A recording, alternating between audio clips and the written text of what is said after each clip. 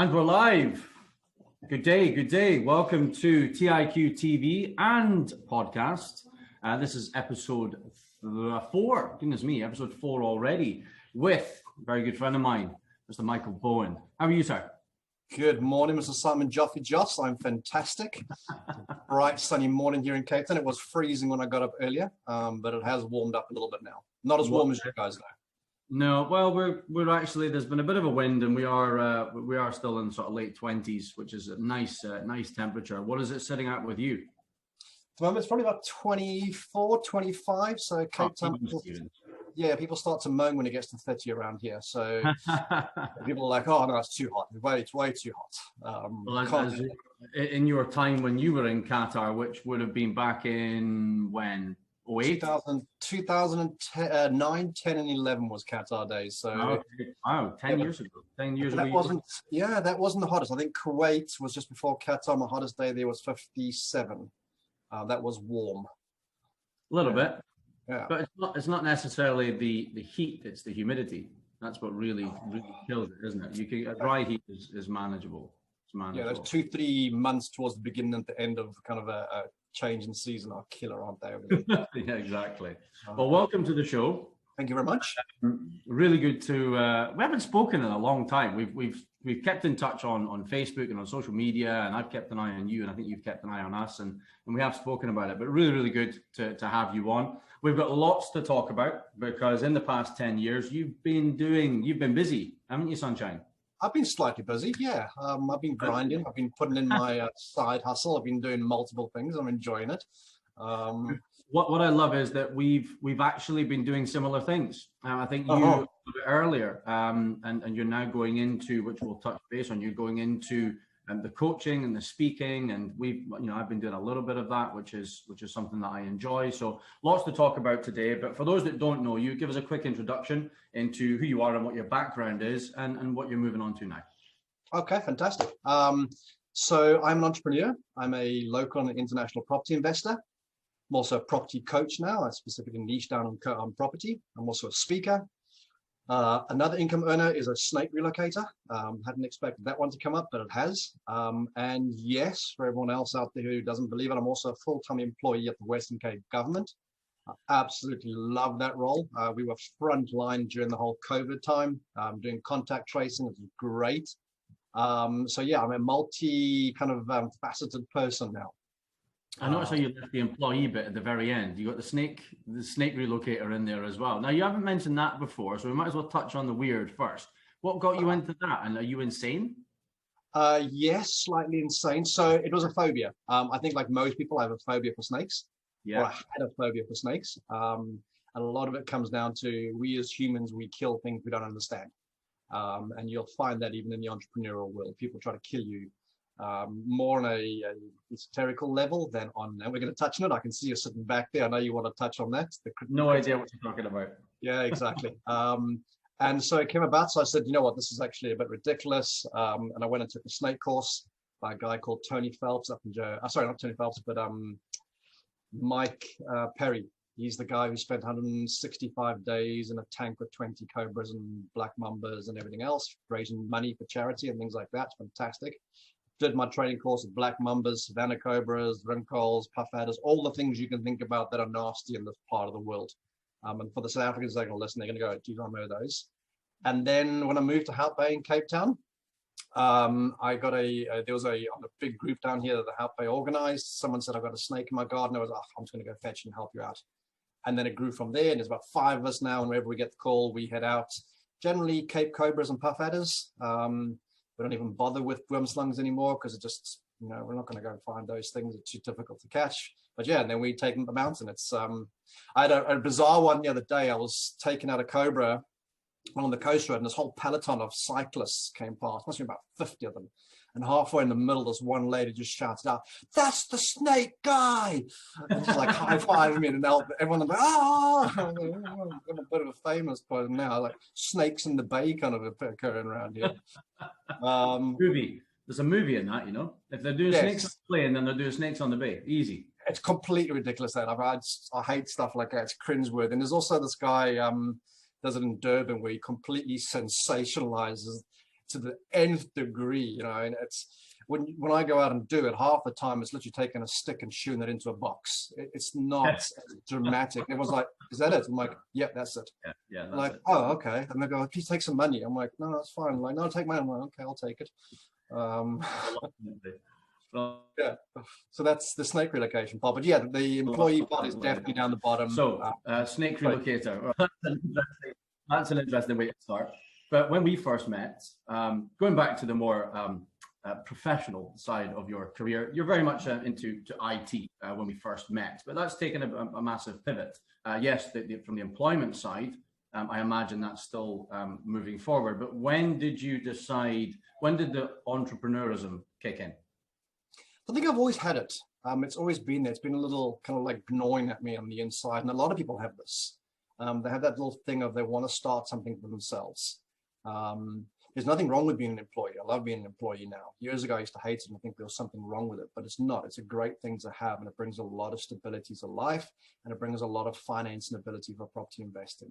But there's a little glowing inside of me kind of occurred, and you know, for the start of that, I thought I had to go out and get education for it, which is in a lot of ways true. And I went out and did my MBA. And I did a lot of that around, you know, marketing and entrepreneurial kind of stuff and how they get started. And even in Qatar days, I tried to join one of the incubators over there, but it just wasn't gelling necessarily with me. And the gnawing, it took me a long time to realize where I was coming from, is when I looked to the future of being an employee alone, I realized the risk of that. So anybody who's only got one stream of income, you kind of always tie to that. You've got these golden handcuffs which tie you to that role. And I was looking more and more at the rest of the world, and I realized I couldn't stay in Qatar for the rest of my life, at least not in, you know, a certain age they'll kick you out. And then I got to go back to a country, either back to the UK or South Africa. I've got dual nationality. And I was looking at these countries and I'm going, the more these countries go on, the more challenges I see them having. I see their cost of living rising. I see the inflation rising. I see the middle class being whittled downwards as the costs are rising. And it started to scare me a lot of going, what happens when I do have to go back? Then I can no longer afford it because I'm no longer employed. And COVID has exactly put that point out, that if you rely on one stream of income and that one stream of income disappears, then you're in trouble. And South Africa's got it, the UK has got it, everywhere's got it. A lot of jobs have been removed purely because of the fact that they're locking down. So there's that income, but there's a knock-on effect. Everyone else's families who, if you're even in one business line, they're not buying you from you anymore because their buying power is gone. And so I realized that one line of income is a very dangerous thing for me to be in.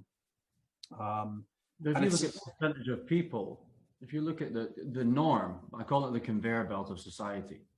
The norm is to have one income. We're not taught. I mean, I think the new generation is probably the generation that is having to be taught how to manage money and how to grow money or manage wealth, and to be able to scale it rather than relying on one job or the conveyor belt of school, university, job, pension. It's no longer feasible. It's no longer viable to survive that way. And I would say even pre-pandemic, but the pandemic has enforced a lot of people into side hustles and we've heard the term accidental landlords. We've now got accidental entrepreneurs. And those that were probably sitting there going, I would never do such a thing. I'll always be stable and in a job. It's probably the most unstable way to earn a living now. Would you agree? Absolutely, yes. 100%. It is. They're all unstable. And this is why you need to have multiple forms on them. In a lot of ways, I love that word side hustle, but in a lot of ways I don't, because it implies that it's not your primary thing. Yeah. Now, for me, you see that I put employee as last, because that for me on a priority list is last.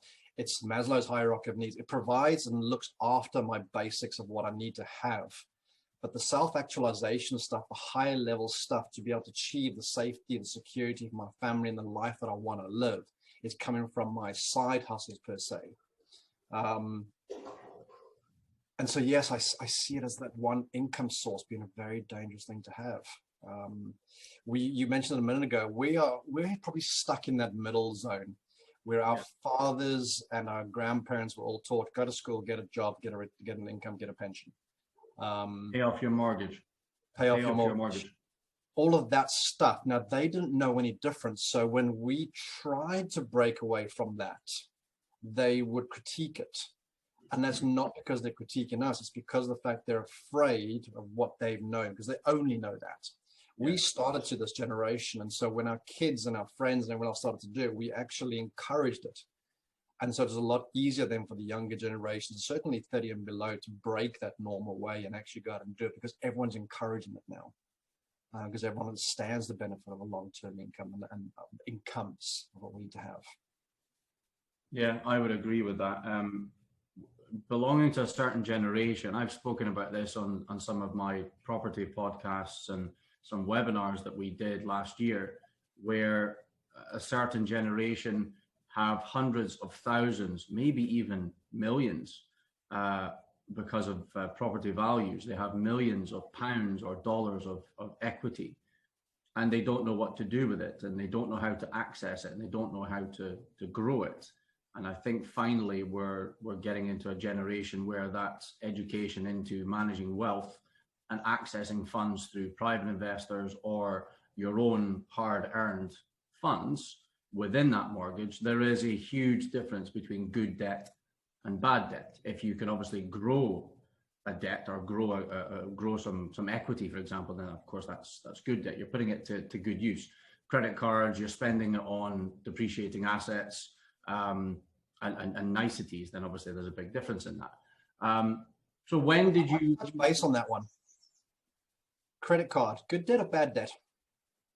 Well, it depends, because you can use a credit card to grow and then pay it off. So say something like an American Express charge card, a gold card, which has got, I think, 60 days or just under 60 days of access. If you can grow that $5,000 or $10,000, for example, to then pay it off, then you're utilizing the asset, you're utilizing the credit card, the charge card, to your benefit, and you're paying it off. So therefore, you're not paying any interest. If it depends what you use the cards for.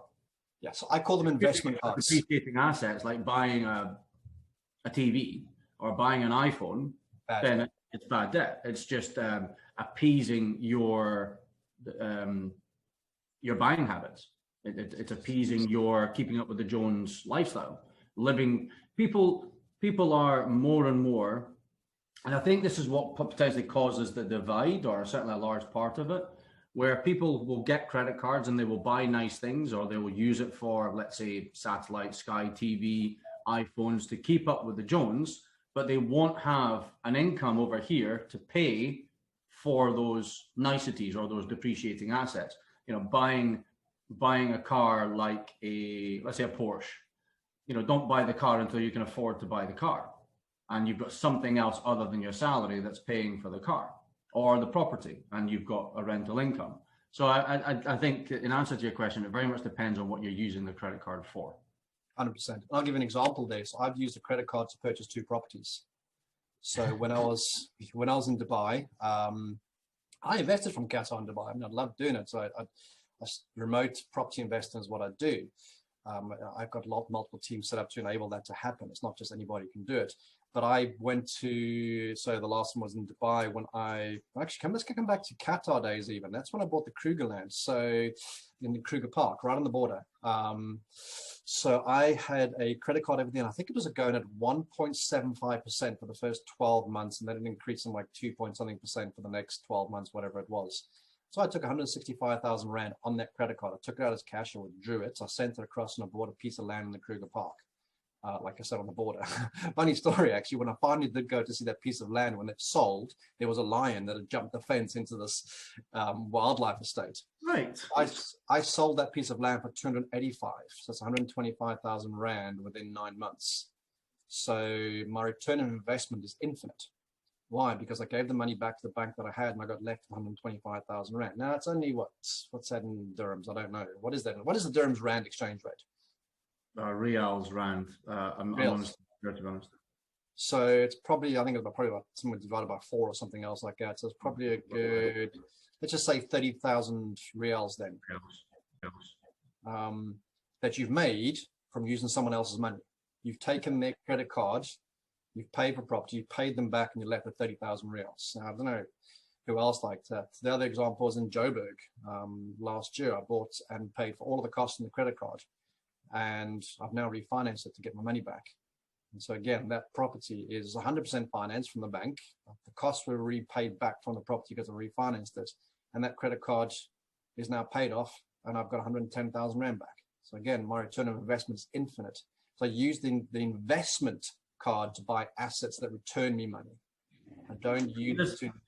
There's others way. There are other ways also that you can use other people's money or credit cards, which is technically other people's money, but not buying assets, but buying education. So you and I have been speaking about this. We've been speaking about JT Fox, and sorry, your coach was Rob. Did you say? Robin Booth.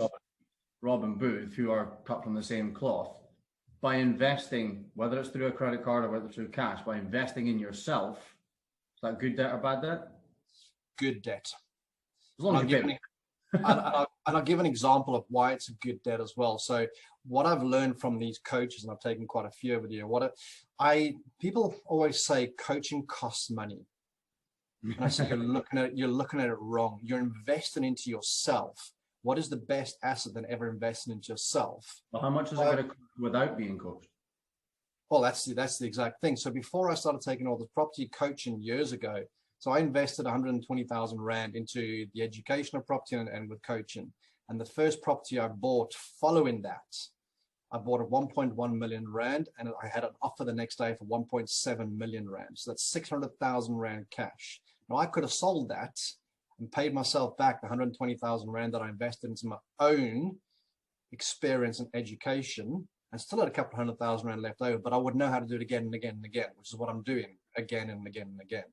So investing into your own education is vital, especially, but you need to monitor the return on investment. So you're investing your time, you're investing your money into something you want to see a return for that. One of my coaching students had the exact same scenario. So he came to me as well, and he was stuck. You know, he had all these properties becoming vacant at the very point in the same point in time. Now it's COVID. And so he comes to me now, I know what to do because I've got the knowledge and the experience. And I said to him, okay, you're trying to get into a long-term rental where no one wants to be doing that. But if you have a look at your location is in a great business sector location, just on the outskirts of Sandton in Johannesburg. Airbnb it. And he's like, Airbnb during COVID, what are you talking about? I was like, okay, fine, meet one of my contacts and you're going to market that to business people who need to travel, essential workers. Speak to her, she's going to set it all up for you, and you're going to be focusing on that kind of market. And it's worked. We're not focusing on holiday makers. And that's what coaching does, and people invest into that because they know that I know certain things they don't. But just that little tip has turned the cash flow positive, and they're making quite a bit of money out of it right now. Now, one of my favorite statements is, you don't know what you don't know. So you need other people around you. And one of my other ones, which my former MD said, but many people do say it, is that work with people that are better than you. Just because you're at the top of the tree doesn't mean to say that you have to know everything. You know, leverage is amazing. And one particular stat that is factual for us as a business owner over the course of, let's say, the last 10 years that I've been in business in Qatar, there was always this feeling in which you needed to be employing lots of people. You needed to be seen as a big company. Now, a big company is more than 250 people. You're an SME. If you're less than empire building, nuts. But you understand my point. And we were up to, I think pre-embargo, we were up to about 24, 25. And I went to see JT, and I spoke to various people like Rob Moore from a property side in the UK. But it was JT that turned around and said, what are you doing? Why do you have all of these people? How can you manage those people? How do you know that you're holding them to account? How do you know that they're giving you a good return on investment, which is their salary every month? He said, let's have a look at it. And we put a strategy in place, and we leveraged what we needed to leverage. We took on a PA or a VA in order to take away the sort of the email and the time management aspects that I was struggling with and my MD at the time was struggling with. And we actually, from what we invested or what we spent on various courses and travel and things like that, was nothing in comparison to the reduction in the overheads of the organization. I mean, I think pro rata over 12 months, we reduced our overheads by, to kind of globalize it, around about $460,000 over the course of a year. A year is not a long time because we've just gone through 12 to 14 months of a pandemic, and the timing was pure luck. The timing was just before the pandemic. It was like, we've got to look at certain things to improve the business. I would have never done that without external coaching, with someone looking from the outside in. So anyone that's sitting on the fence and thinking coaching is a waste of time, or I don't need to be coached, no matter what their industry, what would your advice be? Take it. I have a look, and there's so many people in the world. I mean, even Richard Branson still has 7 coaches. I go back to Kuwait days when I was working at a company called Arghanam, huge company. He employed a Harvard professor to be the company's sage. Now, what that meant was every single month he'd have a phone call with them, like, so it's your coach. And the growth that he was able to achieve for them was more than what he would do alone. You need to be looking outside of yourself and what others can do for you and what they can bring for you, provided you're monitoring the return on the investment that it brings. Yeah. You're going to have a return for someone who knows more. I've seen it countless times within myself. I've seen it countless times, and you're given a great example of that. You're investing how many thousands of dollars with JT, but you're seeing the effect within 1 year, which you can now replicate over 10. A coach is nothing more than your mentor at the end of the day, with more experience. The better part about it is that they often look at it with no emotional attachment, and so they're not. JT's great at that. JT's great. He doesn't get tied in. He's got very few people that he would regard as close friends, and even recently he was let down by a friend. But he's very guarded, and he's very direct, as you know. And some people need that, and some people just can't take it. If you don't have thick enough skin, or your blood is too thin, then you're just going to walk away and you're going to rebel, which even happened when he was here. He asked if he had offended anyone halfway through, around about lunchtime. And this one woman said, "I think you were mean to that guy." And I was like, "Well, do you want me to kiss his feet, or do you want me to tell him the truth?" And some people just, Jack Nicholson, you can't handle the truth. You know, it's true. A lot of people don't want to hear the truth, and therefore they will make any excuses, and they won't get out of their own way. Which it leads me on to my question, which you just touched on there. Or my next question was kind of, what inspired you? I'm gonna throw 2 at you at the same time. What inspired you to go into the coaching and speaking side of things? And at what point did you believe in yourself that you had enough knowledge that you weren't going to face those critics coming to you saying, "Who do you think you are? Why do you think you've got the right to coach people and, of course, charge for it?" Where was that pivotal point? So how did I get into coaching? So let's answer for those 3. I think it's like 3 or 4 questions. I'm trying to put them down at the same time. Keep up, Mike. So what got me going? So one is, I've always loved, my motto in life is I love to learn and I love to share. It's just something that I enjoy to do. It gives me a lot of satisfaction. In fact, I probably even changed that. It's becoming more and more apparent. I live to learn and I love to share. And so when I was doing that, I always got drawn to the fact of, whenever I learned something, the first thing I wanted to do was actually go out and share it and go, "Hey guys, look at this." Unfortunately, what that does is it's, you get this tall poppy syndrome that people want to chop you down as soon as you do. Yes. And all you're trying to do is give from your heart about, "Hey, I've gone and done all this learning and look how I can help you." What really pivoted it for me, when I was living abroad, especially in Qatar and Dubai, you live in a cushy life, and so you never really do it. Because you got disposable income and you think it's always going to go on forever. When that 2016 kind of 2015, 2016 era in the Middle East came about, that white collar recession happened, and a lot of people had to leave again. I got thrown back into South Africa too soon, and it became apparent again, of looking at it, even looking at the UK again, was I don't think longer term this is going to work out, for a lot of reasons within the economic and socio impact of the countries, and the UK is no different. A lot of Europe is no different. The US is certainly no different in this either. And so I got thrown into it of going, well, I've got to look at alternative income streams for myself. And I'd spoken to someone and they said, well, follow your passions and the money will come.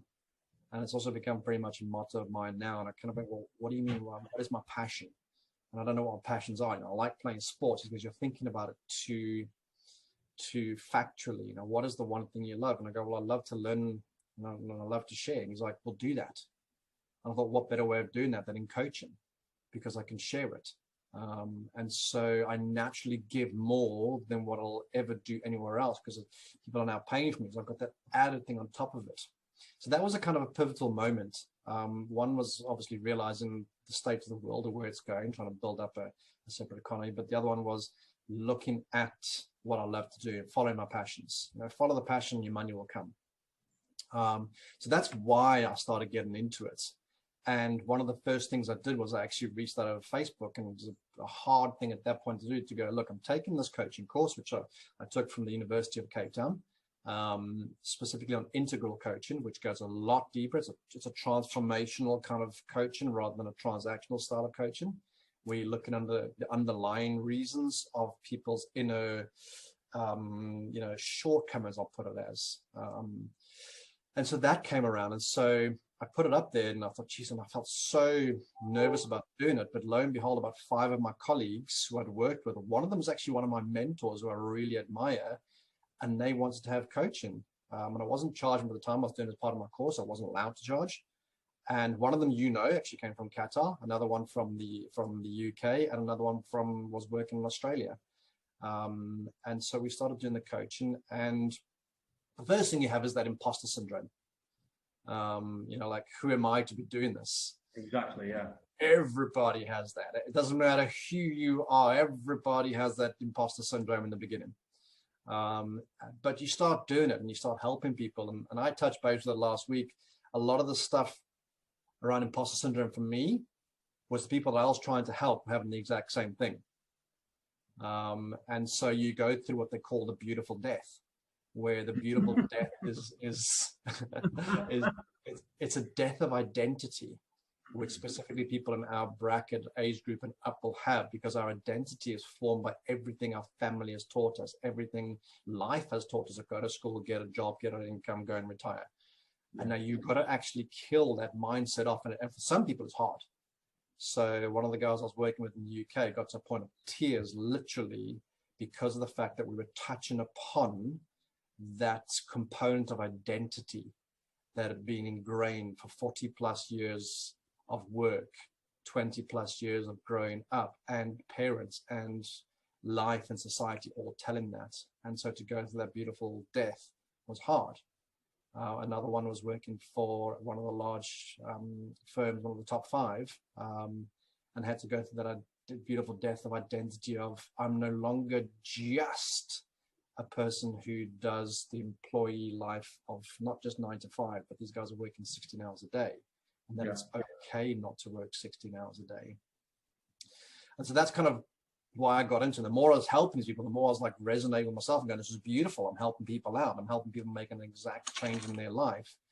And it came from a bit of experience, and you've actually got to do the work before the mindset changes. And this is something we touched upon last week. We had a quick chat. Trying to change your mindset alone without actually doing the work is very difficult. And that's where sometimes a coach comes on and says to you, I want you to do this. I'm not asking you, I'm telling you. Yeah. And you sometimes got to get down to that point, because people will resist and resist and resist. Go, that's it, no more, go out and do it, and come back when you've done it. And when the person's come back and done it, they're going, I did this, and everything you told me, all my fears that I told you were actually opposite. Fear, acronym, false evidence appearing real. And this one lady came back and said, I expected all of my colleagues to attack me. And I was like, okay, fine. How many did? And she said, not one. I said, okay, fine. Can you go and post until you actually do find me one at least, so we can understand that one person? And she did it again and again. Nobody attacked her. So I was like, okay, fine. So we need to keep going until we do, because I need to find this one person who's attacking you so we can address that one thing. And she finally said, no, Michael, it's exactly what you said. It's the inner gremlin. And I was like, fine, so it's your inner self that's actually doing it, so we can address that. So when did I feel good enough? When did I get that conviction? I still have the imposter syndrome. Let me just quickly interject for the benefit of, because we had a really good chat last week, and you coached me, thankfully, for a good maybe 20 minutes, and it was exactly that. My fear of two things, and this is, again, it's for those that are maybe out there that are of similar ages. They think it needs to be face to face. They're not sure if they want to be putting out by the podcast or content in general. And there was 2 points to quickly make. One that you said, which was go and do it now. So I posted the video because I was thinking, and I am doing it. I was thinking of doing a podcast, which was either with industry experts or me giving top tips and advice based on my knowledge. Now, my fears are and were people will either reject or dispute what I'm saying. Now, 90%, 80%, 70% of what I'm saying will be factually correct, and the other 20 to 30% will be my opinion or the way I would do things. But it doesn't mean to say it's absolutely correct. It just means that this is my experience.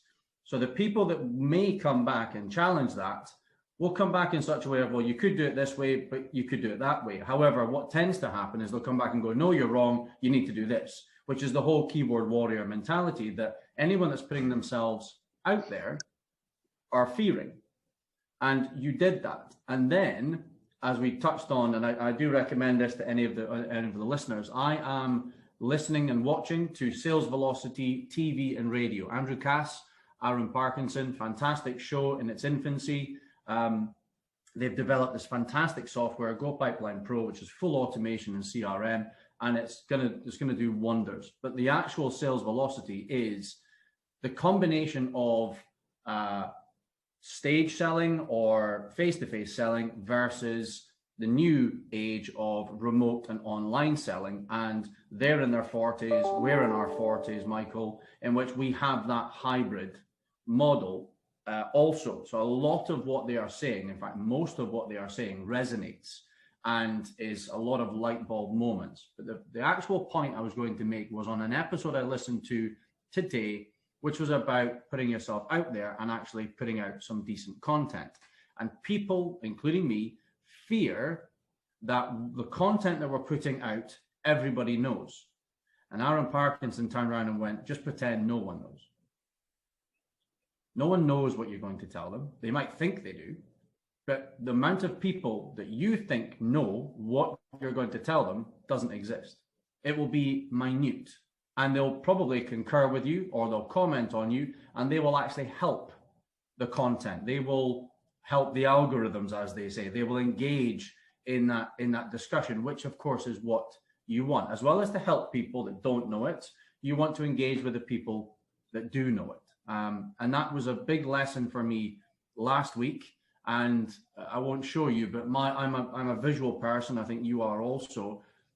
Planning and mind mapping. I really enjoy mind mapping because you can take what's in there. It's not just pieces of paper and notes. And since then, since we spoke, my mind map is there, and now it's actually on a piece of software, which allows me to grow that content.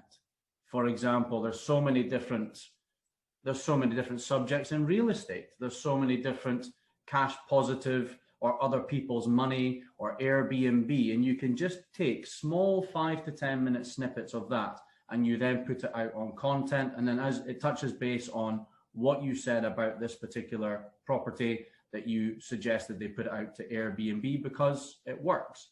And if you're putting more and more content out there, you're just giving people a bit of confidence in what you're talking about. And also, you don't know what you don't know. So if it sort of clicks a certain, if a penny drops because of something that you've said, it instigates that further conversation. So I really appreciate what you did last week. Thank you so much.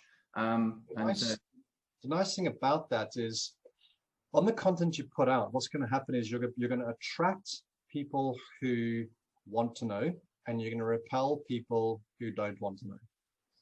And that is great, because you, like everyone else, of the 100 people, 99 are going to know it. And that's great, you know it. But you're going to find that one person who didn't know, and he's going to be extremely thankful.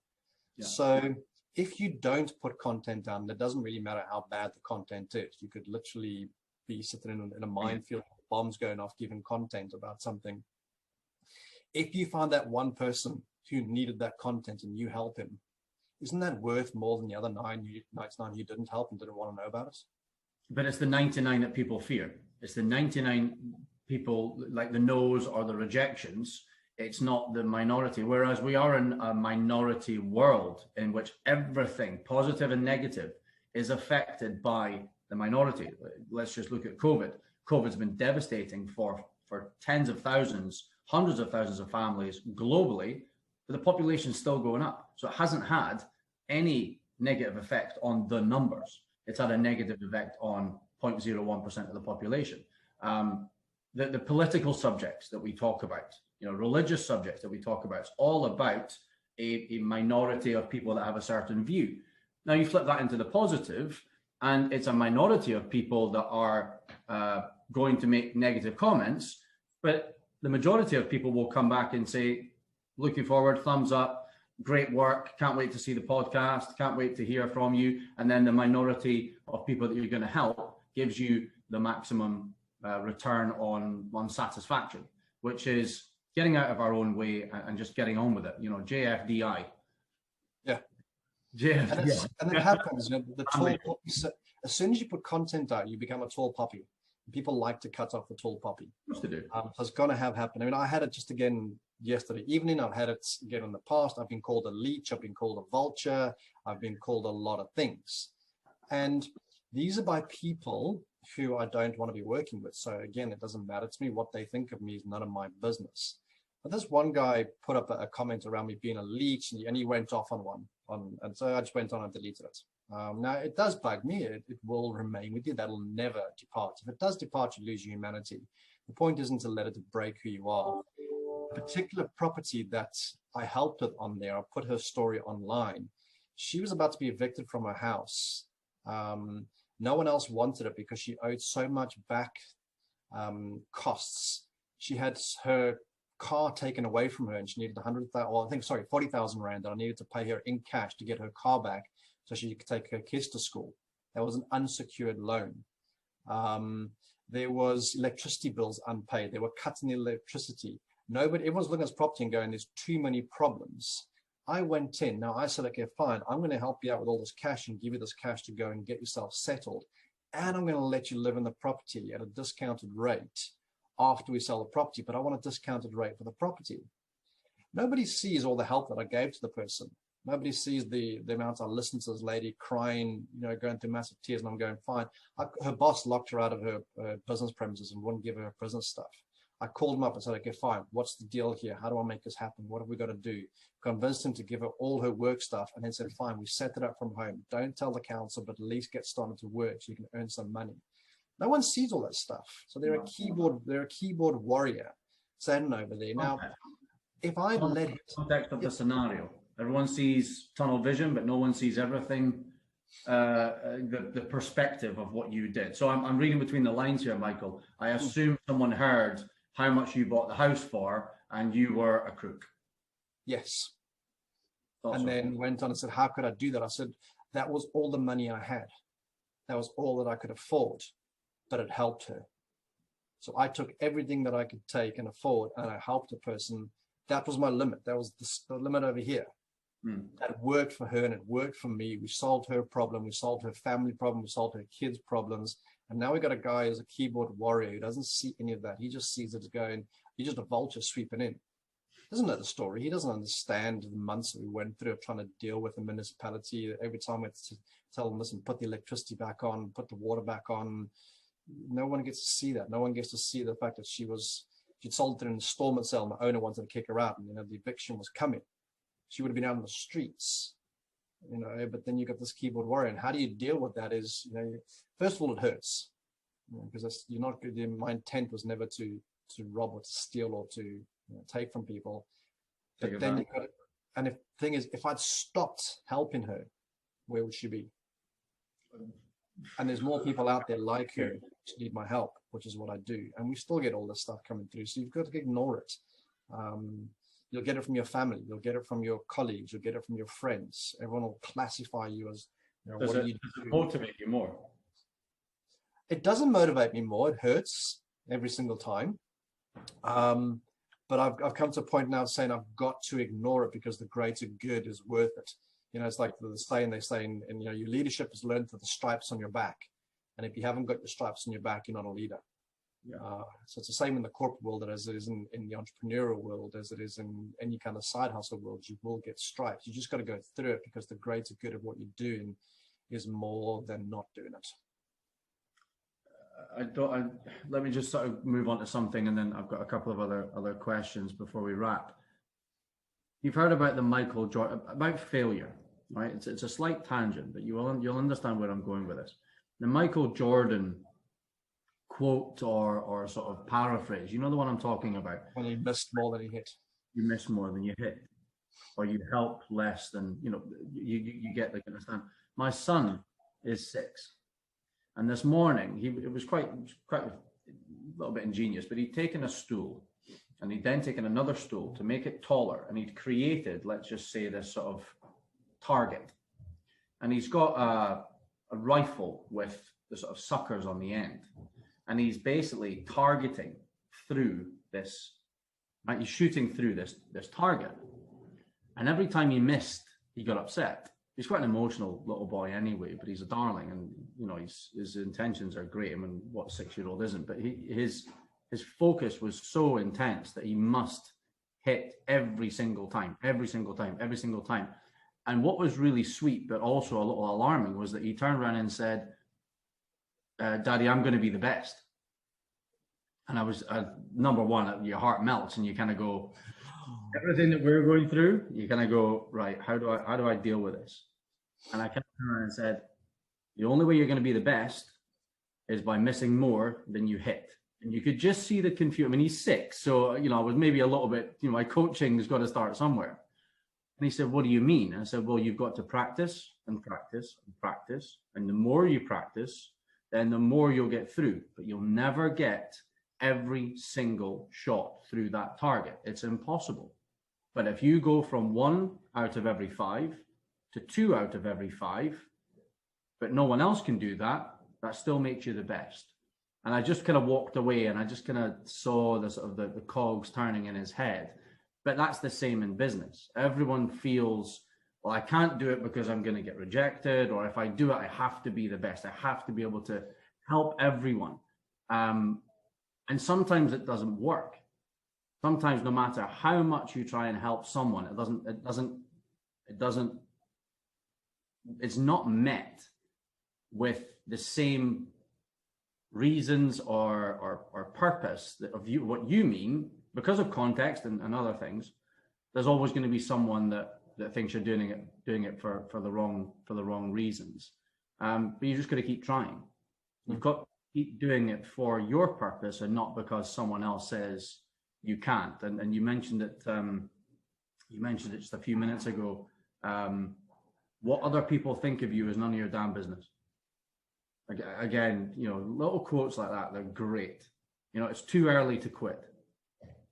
You know, little things like this that you've just got to keep reading and hearing about and coaching yourself and educating yourself and ignoring the people that are not. You know, that guy that assumed that you were taking this woman's house for well below market value. When was the last time he helped someone?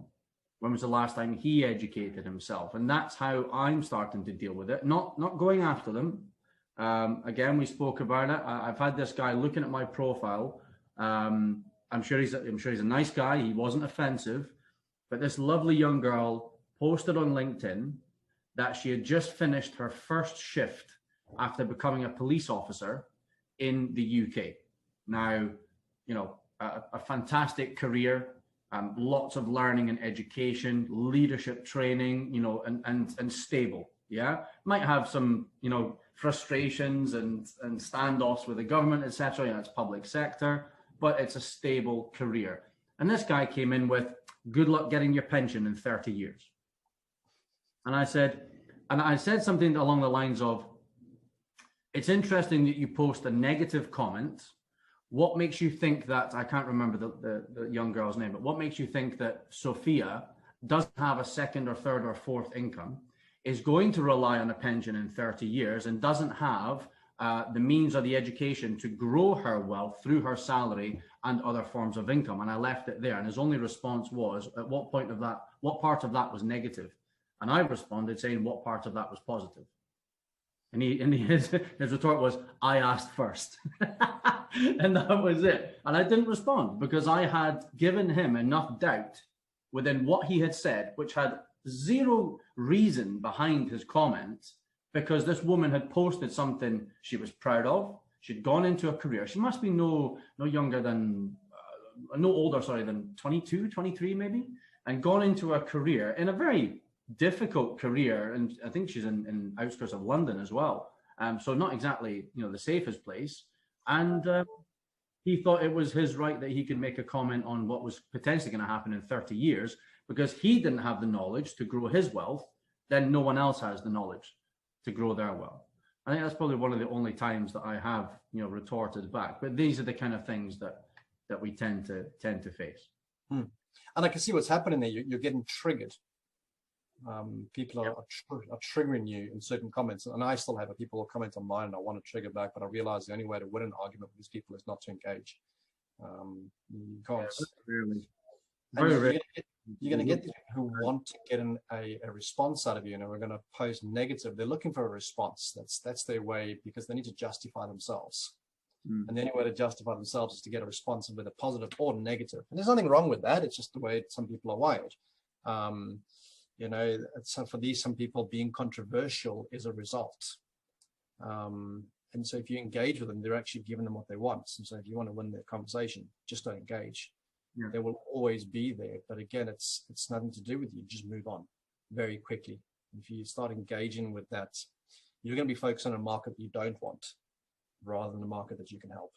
And if you're focusing on this market that you don't want, more and more of it's going to come your way.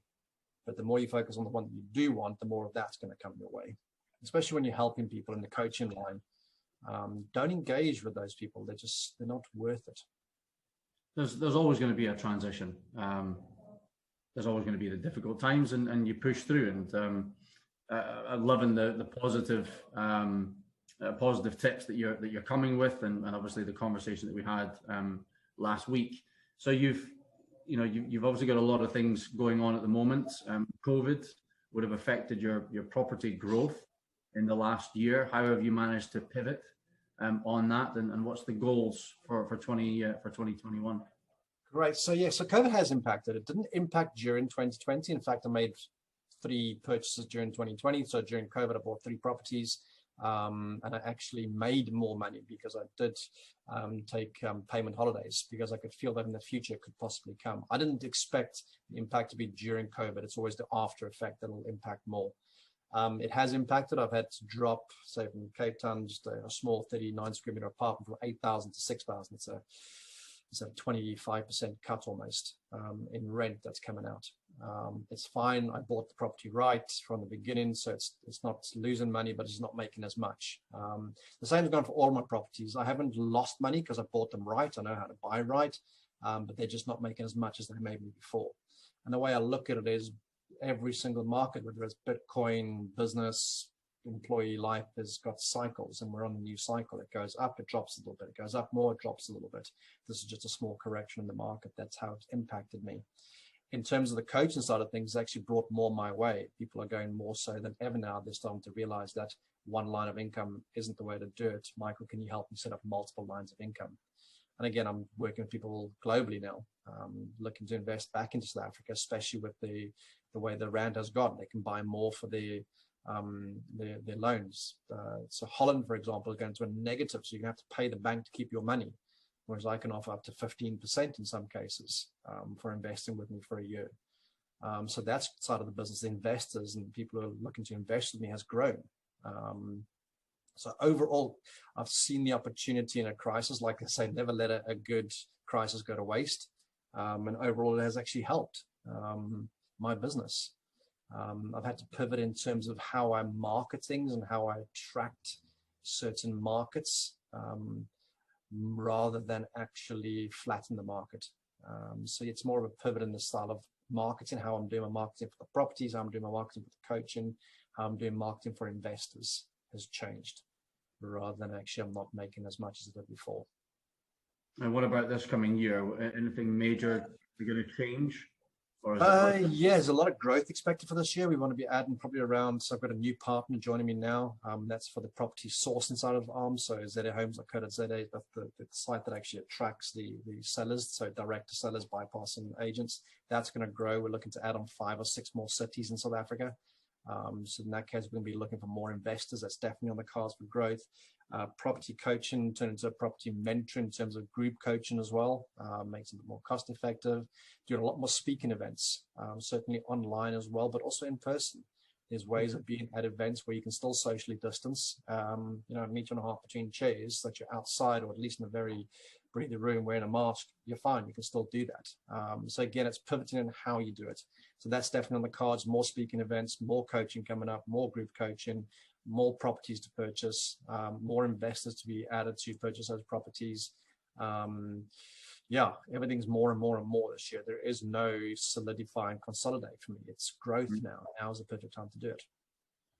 And so how can, because obviously from your time in Qatar and even in the Middle East, there are a lot of people that are from your neck of the woods. How can people reach out to you if they want to discuss any of their property journeys, requirements? What's the best way to reach Michael Bowen? So I've got a website, meetmichaelbowen.com. Head on to that, METMICHAELBOWEN, meetmichaelbowen.com. There you'll see that I do the investing side, the coaching side. So for people in Qatar and Dubai especially, at some point they're going to have to come home, especially South Africans. And it applies to Brits as well. I can equally invest in the UK. But reach out to me over there and we can see about how we can start to build up an investment portfolio for them. And that when they do return, they can then sell that portfolio off, which means they've got a nice retirement income, or they can sell it off and buy themselves a nice big house, or they can buy the house they want to have now and rent it out for the next 5, 10, 15 years and earn an income on it until they do actually come back. Get someone else to pay it off for them whilst they're over there, and use the ability they've got in Qatar with the disposable income that they have right now to plan for the longer term. Fabulous. Fabulous. Really enjoyed this. We must do it again privately. Oh yeah, absolutely. We'll get you back in the show. Now that you're stuck with me now, I'm going to be love it.